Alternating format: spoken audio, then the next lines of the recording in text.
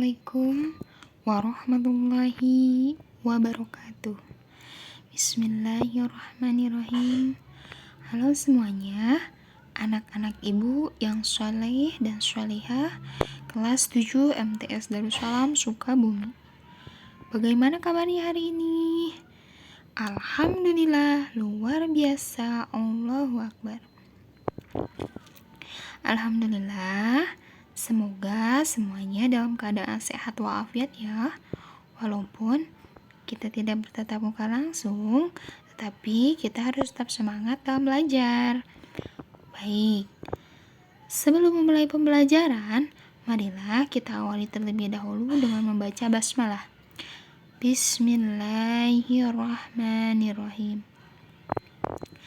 Semoga kita semua diberi kemudahan dalam belajar dan kita semua diberi ilmu yang bermanfaat oleh Allah Subhanahu wa taala.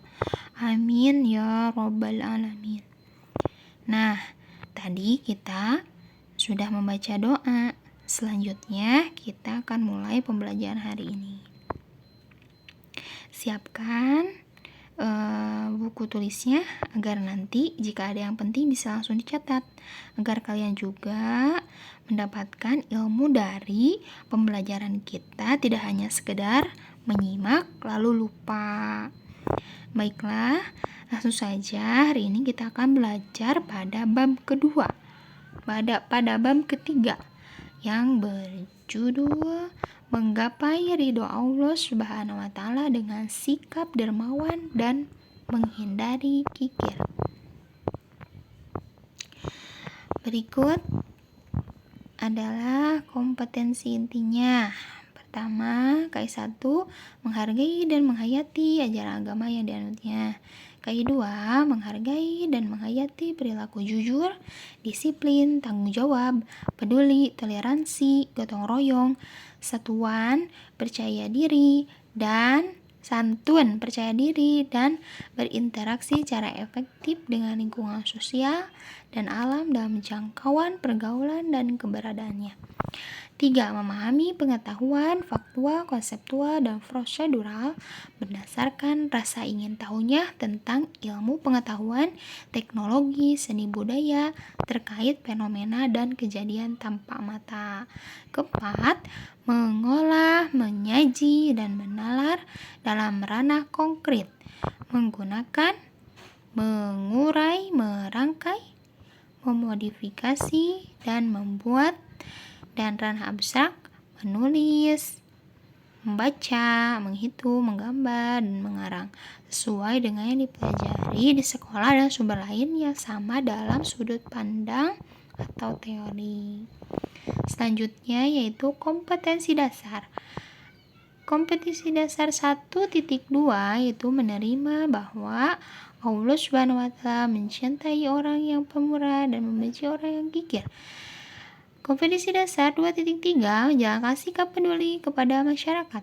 Kompetensi dasar 3.3 menganalisis isi kandungan Quran Surah Al-Lail ayat 1 sampai 11. Kompetensi dasar 4.3 mendemonstrasikan hafalan Quran Surah Al-Lail ayat 1 sampai 11 dan hadis-hadis riwayat Muslim dari Abu Hurairah. Indikator pencapaian kompetensi 3.3.1 menyebutkan isi kandungan Quran Surah Al-Lail ayat 1 sampai 11. 3.3.2 menjelaskan isi kandungan Quran Surah Al-Lail ayat 1 sampai 11. 3.3.3 menentukan isi kandungan Quran Surah Al-Lail ayat 1 sampai 11. Lanjut untuk tujuan pembelajarannya. Pertama, setelah melakukan diskusi dan menggali informasi, peserta didik dapat menyebutkan arti dari Quran Surah Al-Lail ayat 1 sampai 11. Kemudian tujuannya, setelah melakukan diskusi dan menggali informasi, peserta didik dapat menjelaskan arti dari Quran Surah Al-Lail ayat 1 sampai 11. Terakhir, Setelah melakukan diskusi dan menggali informasi, peserta didik dapat menentukan arti dari Quran Surah Al-Lail ayat 1 sampai 11. Oke anak-anak, langsung saja kita baca bareng-bareng ya Quran Surah Al-Lail ayat 1 sampai 11-nya. A'udzu billahi minasyaitonir rajim. Bismillahirrahmanirrahim. Wal-laili idza yaghsha. Wan-nahari idza tajalla. Wa ma khalaqadz dzakara wal untha. Inna sa'yakum lasyatta. Fa amma man a'ta wattaqa wa saddaqa bil husna fasanuyassiruhu lil yusra. Wa amma man bakhila wastaghna wa kadzdzaba bil husna fasanuyassiruhu lil usra. Wa ma yughni anhu maluhu idza taradda. Shadaqallahul azim. Yang artinya, arti Quran Surah Al-Lail ayat 1 sampai 7. Pertama, demi malam apabila menutupi cahaya siang.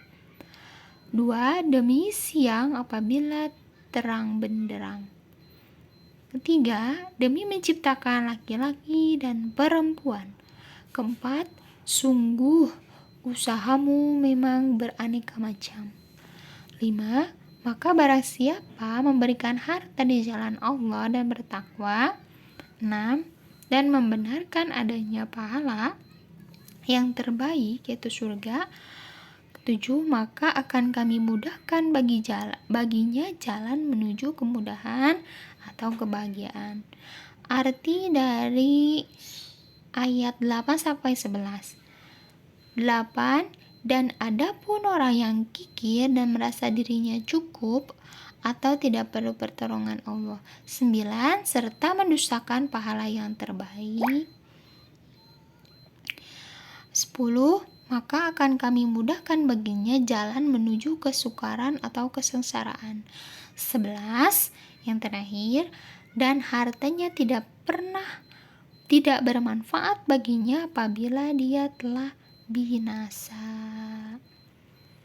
Oke, langsung kita kepada asbab an-nuzulnya. Asbabun nuzul surah Al-Lail, Quran surah Al-Lail. Asbabun nuzulnya, ada beberapa riwayat yang memberitakan asbabun nuzul, sebab-sebab turunnya surah Al-Lail. Di antaranya dari Ibnu Hatim Al-Hakim dan Al-Bazzar. Dalam riwayat Ibnu Hatim dikatakan bahwa surah Al-Lail turun berkenaan pemilik pohon kurma yang bakhil.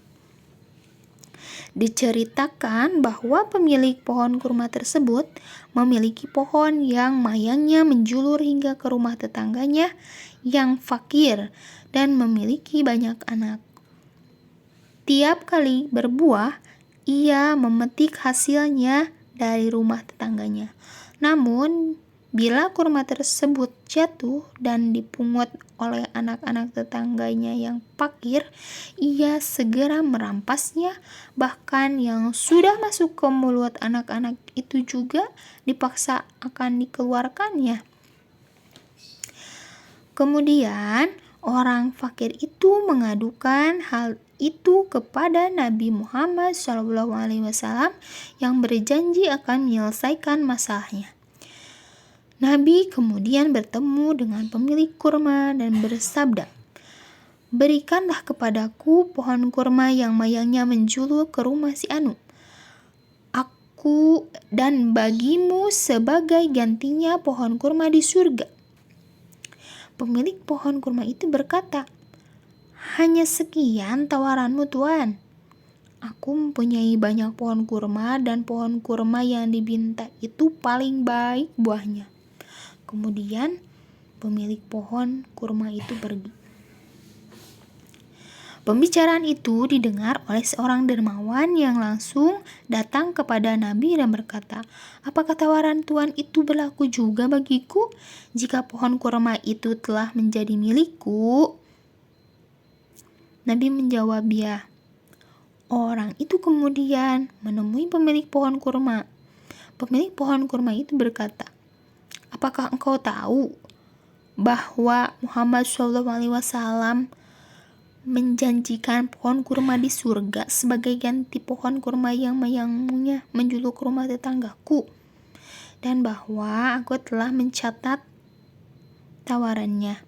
Akan tetapi buahnya sangat mengagumkan, padahal aku banyak mempunyai pohon kurma dan tidak ada satupun pohon yang selebat itu." Orang dermawan itu berkata, "Apa kau mau menjualnya?"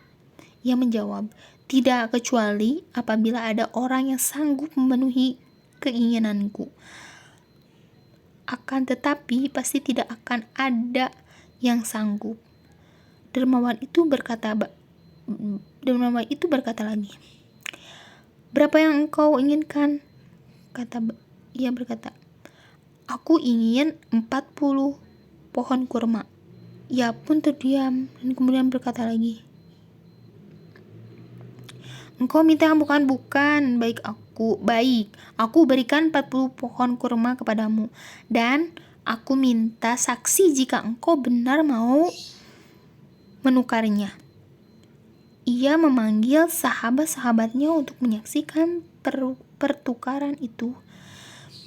Dermawan itu pun menghadap kepada Nabi dan berkata, "Ya Rasulullah, pohon kurma itu telah menjadi milikku dan akan aku serahkan kepada Tuhan."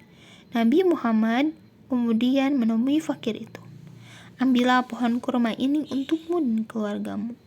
Kemudian turun seluruh surah Al-Lail yang membedakan kedudukan dan akibat orang yang bakhil dengan orang yang dermawan. Itu asbabun nuzul surat Al-Lailnya ya. Oke, sekarang kita lanjut isi kandungan Quran surah Al-Lail. Apa itu isi kandungan surah Al-Lail? Isinya, surah Al-Lail merupakan surah yang terdiri dari 21 ayat dan termasuk golongan surat Makkiyah. Surah Al-Lail ada dalam surat ke-92 dalam Al-Quran. Nama surah Al-Lail diambil dari perkataan Al-Lail yang terdapat pada ayat pertama dengan arti malam. Allah Subhanahu wa Ta'ala menciptakan keadaan di muka bumi ini dengan berpasang-pasangan dan saling berlawanan.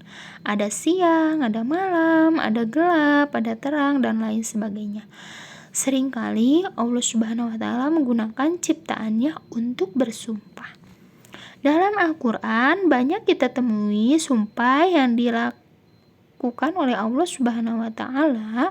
Sumpah yang dilakukan Allah Subhanahu wa Ta'ala berbeda dengan sumpah yang dilakukan manusia. Kalau manusia bersumpah biasanya untuk meyakinkan kepada pihak lain akan kebenaran yang akan ia katakan atau lakukan. Tetapi Allah Subhanahu wa Ta'ala tidak butuh itu. Tujuan sumpah Allah Subhanahu wa Ta'ala berbeda dengan tujuan manusia dalam bersumpah. Dalam surah Al-Lail, Allah Subhanahu wa Ta'ala bersumpah demi ciptaannya, yaitu malam dan siang, laki-laki dan perempuan. Hal yang saling berlawanan ini mengisyaratkan bahwa isi sumpahnya adalah hal berlawanan, yaitu tentang sikap dermawan dengan sikap kikir atau bakhil. Selanjutnya, rangkuman untuk pembahasan kali ini. 1. Allah Subhanahu wa Ta'ala telah bersumpah bahwa Ia akan memberikan balasan surga dan kemudian jalan menuju surga bagi hambanya yang bertakwa dan senang bersedekah. Kedua, Rasulullah SAW bersabda bahwa harta yang disedekahkan itu tidak akan berkurang, akan semakin bertambah keberkahannya. Oke. Yang ketiga, Allah Subhanahu wa taala bersumpah apabila ada hambanya yang bakhil dan ia merusakkan pahala, ia akan diberi berbagai keburukan. Terakhir, Rasulullah SAW telah mengingatkan kita agar menjauhi sifat zalim dan kikir ketika sifat zalim menjadikan kegelapan bagi manusia pada hari kiamat, dan sifat kikir inilah yang telah mencelakakan dan menjadi sebab terjadinya pertumpahan darah di antara umat terdahulu. Nah, anak-anak, cukup sekian pembelajaran hari ini. Apabila ada yang ditanyakan, nanti langsung saja lewat WA saja ya. Semoga pembelajaran hari ini dapat bermanfaat untuk kita semua. Mohon maaf apabila ada kesalahan. Wabillahi taufiq wal hidayah. Wassalamualaikum warahmatullahi wabarakatuh.